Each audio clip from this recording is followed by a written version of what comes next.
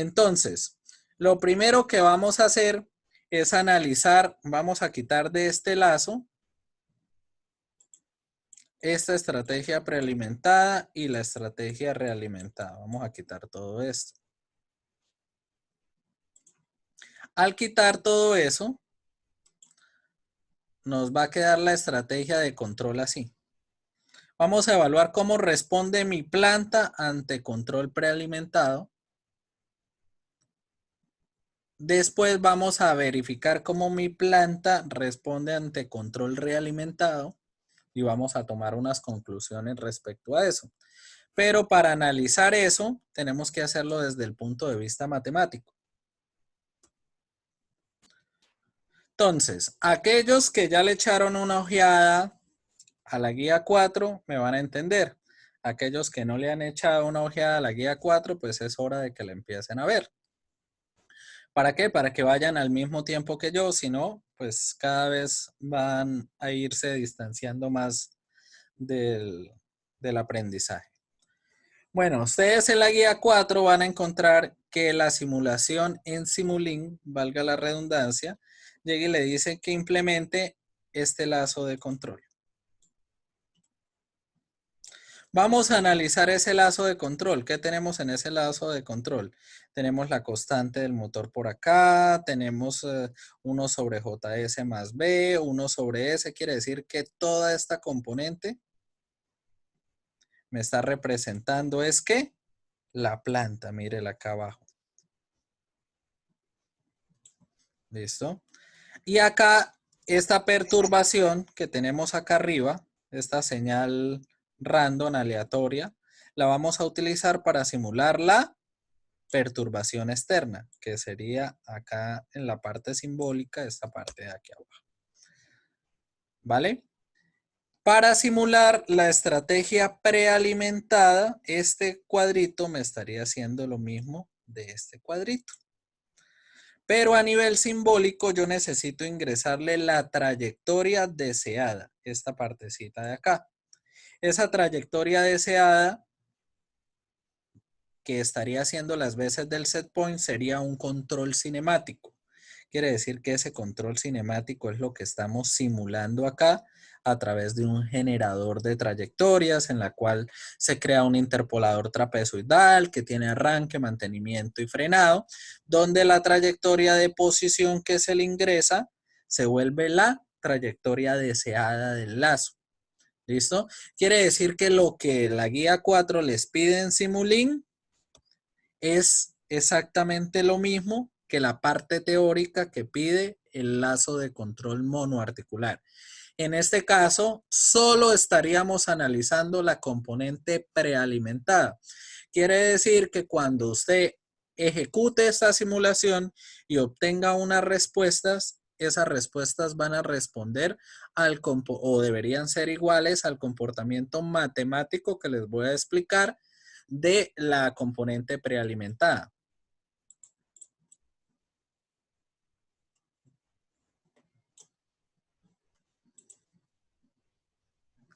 Listo.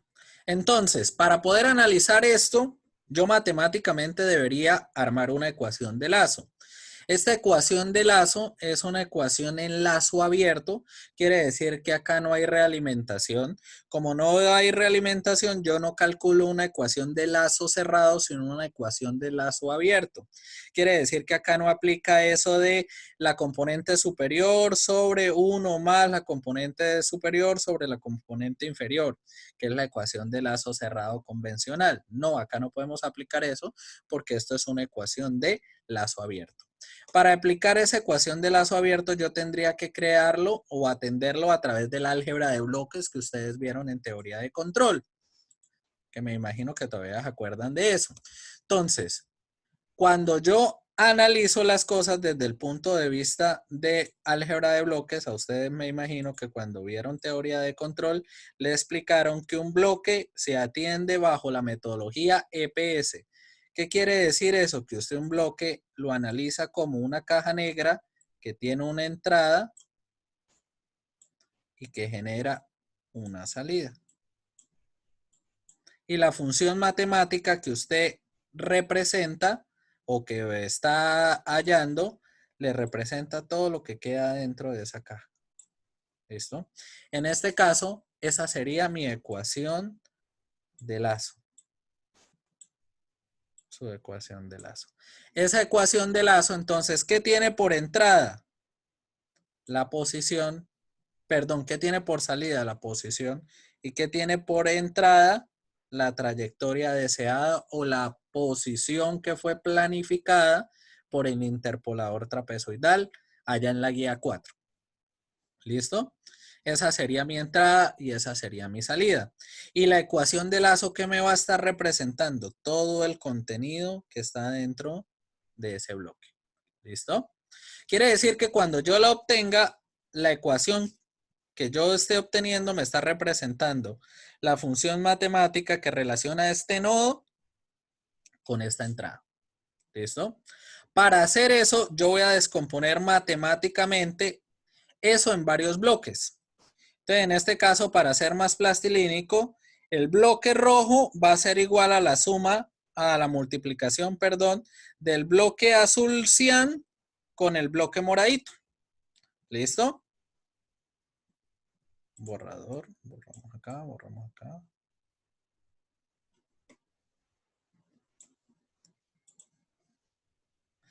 Listo. Vamos a obtener la función matemática del bloque azul. El bloque azul es la función matemática del control prealimentado multiplicada por la constante K y a su vez a él le ingresa Q sub D. Quiere decir que Q sub D es una señal que está multiplicando a Fs, a F1S. Entonces, por eso es que acá tenemos Q sub D multiplicando a F1S multiplicando acá. ¿Listo? Hasta ahí esa función me habría representado todo esto que tengo encerrado con el círculo. Listo, quiere decir que todo esto yo ya tendría representado todo hasta este nodo. Pero en realidad en ese nodo se le está restando otra señal, que es tau P. Quiere decir que todo esta componente matemática me estaría representando el bloque azul. ¿Estamos claros de dónde sale esta fórmula? Esta composición matemática. ¿Y por qué esa composición matemática me representa el bloque azul? Sí, brother. Listo. La componente de acá, este bloque morado, a su vez es la multiplicación de dos bloques. Y sería tan fácil como decir que 1 sobre JS más B por 1 sobre S. ¿Listo? Y me estaría relacionando este punto con este punto. ¿Listo? Y este bloque, el bloque morado por el bloque azul, me daría el bloque rojo.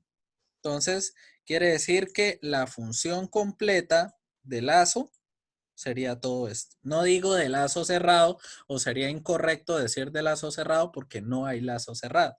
Quiere decir que la salida está relacionada con la entrada a través de esta ecuación. Cuando yo ya hice esa multiplicación, yo sé que la señal de salida, que es la posición, va a ser igual a esto.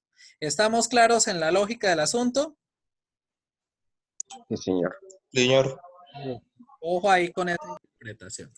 Cuando usted ya tenga una ecuación de lazo, sea de lazo abierto o sea de lazo cerrado, usted tiene que buscarle qué interpretación tiene, porque las ecuaciones a uno le están hablando, lo que pasa es que uno no se da cuenta, ¿vale? Uno no se da cuenta. Pero para poder tener una mejor interpretación, vamos a analizar cómo funcionaría ese control prealimentado. Ya sabemos que la ecuación de lazo de la parte prealimentada va a ser igual a esta ecuación. ¿Listo? Pero todavía no hemos dicho qué carajos va a ser F1S, que se supone que es la componente del controlador prealimentada, que ya sabemos por el quiz que yo les mandé a estudiar y por la temática que yo les mandé a estudiar, que el control prealimentado busca eliminar aquellas perturbaciones de naturaleza medible y no medible. Se puede hacer para ese tipo de perturbaciones. ¿Listo? Para poder hacer eso, nosotros, para prealimentar y linealizar el modelo, vamos a hacer una inversión del modelo. ¿Cuál era mi función de transferencia fundamental? Dentro de acá era la del motor, 1 sobre JS más B por 1 sobre S. Esa es la dinámica real que está existiendo dentro del actuador por, obviamente, la componente reductora. Quiere decir que si yo quisiera hacer una prealimentación, debería hacer una prealimentación inversa. Quiere decir que JS más B por S, que están acá de denominadores, los voy a prealimentar de numeradores. Y KK que está arriba, la multiplicó. Quiere decir que este es el modelo inverso del actuador. ¿Estamos claros ahí? Quiere decir que yo básicamente lo estoy prealimentando con el modelo inverso de la misma dinámica del actuador. ¿Para qué prealimento con el modelo inverso de la dinámica del actuador? Para que se anule y el sistema se linealice. ¿Listo? ¿Por qué? Porque nuestro sistema es tipo 1, es un sistema que no es convergente.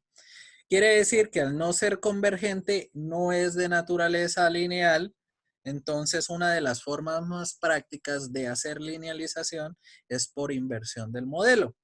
Esa es una de las razones por las cuales si usted hace diseño de controlador por síntesis, aquella fórmula que le dice que usted invierta la función de transferencia y la multiplique por S, esa síntesis de controlador por 1 sobre S, esa síntesis de controlador funciona porque usted está haciendo un controlador por inversión directa del modelo matemático. Por eso es que ese método siempre le da un diseño de controlador en el cual usted va a la fija y siempre funciona bien. Esa es la razón por la cual funciona, porque usted básicamente cualquier no linealidad o cualquier dificultad dinámica que tuviera la función de transferencia, usted la está anulando. Matemáticamente usted la está anulando. Entonces, si F1S va a ser el valor inverso, F1S yo lo voy a reemplazar acá. Quiere decir que mi ecuación de lazo quedaría así. ¿Listo? Ahí obviamente tengo que hacer ley distributiva, esto por esto, y la ordeno más bonita. Al ordenarla más bonita, pues obviamente me queda así como la tengo aquí en la parte de abajo. La salida va a ser igual a Q deseada menos 1 sobre JS más B por S. ¿Listo? Quiere decir que mi salida de lazo, ya reemplazando el controlador prealimentado, se sintetiza en esta ecuación. Pero esta ecuación tiene un significado, el cual debemos interpretar. Y yo ya lo puedo interpretar de una. Básicamente le está diciendo lo siguiente. Si el sistema no tiene perturbación, es decir, si tau p vale 0, ¿cuánto valdría la salida? Q sub D, Q sub S va a ser igual a Q sub D en S. Quiere decir que palabras más, palabras menos le está diciendo que si yo a esa planta la realimento con el inverso del modelo y no le coloco perturbaciones, la salida del lazo va a ser igual a la entrada del lazo. Palabras más, palabras menos le está diciendo que él controlaría que el set point que usted le coloque a la entrada lo va a arrojar a la salida si y solo si no existen perturbaciones. Esa sería la interpretación matemática del resultado de esa ecuación. ¿Estamos claros ahí? Chicos. ¿Sí me copian esa parte? Sí, señor. Bueno, también tiene otras implicaciones. ¿Cuál sería la implicación más relevante aparte de ese? Esta ecuación matemática es tan buena como tan buena sea la inversión. ¿Por qué? Porque ¿qué es lo que está logrando que esta ecuación de lazo se forme? En realidad que la ecuación realimentada pues es lo que es, ¿no? Es la inversión del modelo. Pero ¿qué pasa? Yo en algún momento, en alguna planta, yo voy a tener una identificación perfecta de un modelo. Es decir, yo cuando obtengo una función de transferencia, yo puedo garantizar que la función de transferencia que yo identifiqué es una representación al 100% de la dinámica de un sistema. Yo nunca puedo garantizar eso. Quiere decir que si la función de transferencia que yo estoy representando como K por 1 sobre S más B por S, que me representa el actuador, no es 100% cercana a la realidad, la inversión del modelo tampoco nunca va a ser 100% cercana a la realidad. Quiere decir que F1S, si bien va a invertir y va a anular matemáticamente hablando la dinámica del actuador, nunca la va a anular completamente. Como nunca la va a anular completamente en la vida real, ¿no? O sea, aquí matemáticamente sí la anula. Y matemáticamente me está diciendo que si no existe perturbación, la salida va a ser igual a la entrada. Pero yo sé que en la realidad eso no es posible.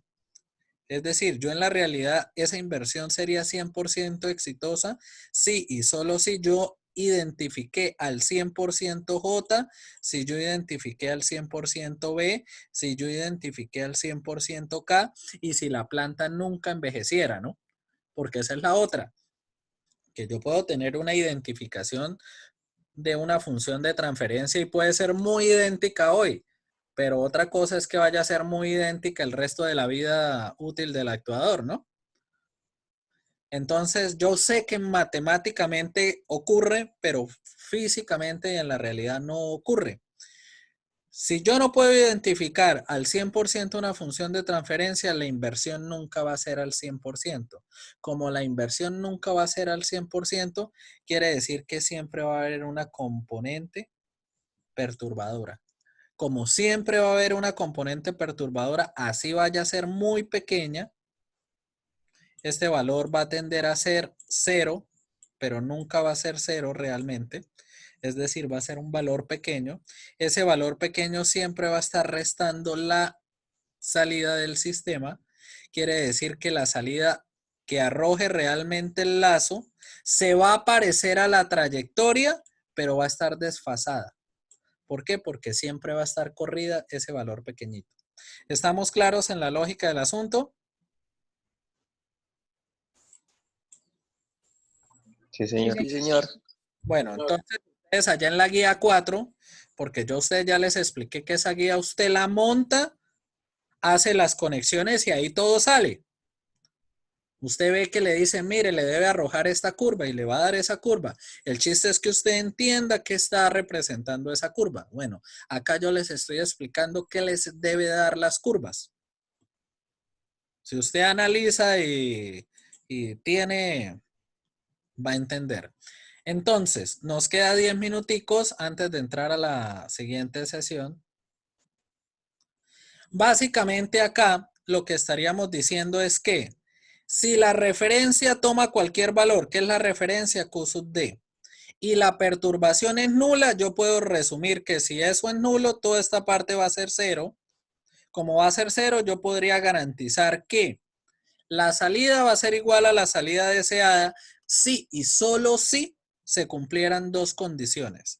Primero, yo hubiera identificado exactamente el modelo. Es decir, que mi identificación fuera perfecta al 100%. Yo conociera perfectamente K, yo conociera J, yo conociera B y ellas no tuvieran ni pizca de imperfección. En ese momento, matemáticamente, la inversión fuera total. Como la inversión es total, yo podría garantizar que sin perturbación, la salida sería igual a la salida deseada. Y que nunca la perturbación existiera. Si esas dos condiciones se cumplen, el control prealimentado me sería útil. ¿Por qué? Porque garantizaría que la salida del sistema sería igual a la salida planificada. Es decir, el control dinámico sería igual a lo que se planificó en el control cinemático. Pero sabemos que estas conclusiones, si bien son matemáticamente posibles, físicamente no es posible. ¿Por qué? Porque yo no puedo decir que eso puede ocurrir en la vida real. Incluso vamos a probarlo. Vamos a probar qué pasaría si existiera perturbación. Es decir, ya sabemos que mi modelo, mi ecuación de lazo dio esto. Voy a simular esa ecuación de lazo dándole un valor a la perturbación. ¿Qué valor le voy a dar a la perturbación? Le voy a dar el valor de un escalón. ¿Cómo se representa un escalón en Laplace? Se representa como 1 sobre S. Y voy a ser más extremo. Le voy a dar una trayectoria deseada de 0. Es decir, le voy a decir al sistema que quiero que se quede quieto, pero que quiero saber qué pasa al decirle al sistema quédese quieto, pero existe perturbación. Matemáticamente hablando, si yo resolviera, obviamente como esta parte va a valer 0, pues todo esto se iría. Y como esto va a valer 1 sobre S, el sistema o lo que yo vaya a simular me quedaría de esta manera. Si yo a esta ecuación de Laplace le hiciera la antitransformada para saber cómo queda en el dominio del tiempo, me quedaría así. Al yo ver la ecuación que me resulta, me está dando un Euler. Y de todos aquellos que sabemos matemáticas, quiere decir que la perturbación siempre va a existir.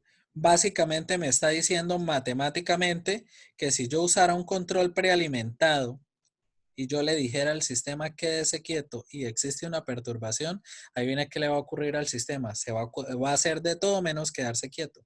Él va a estar en movimiento a toda hora.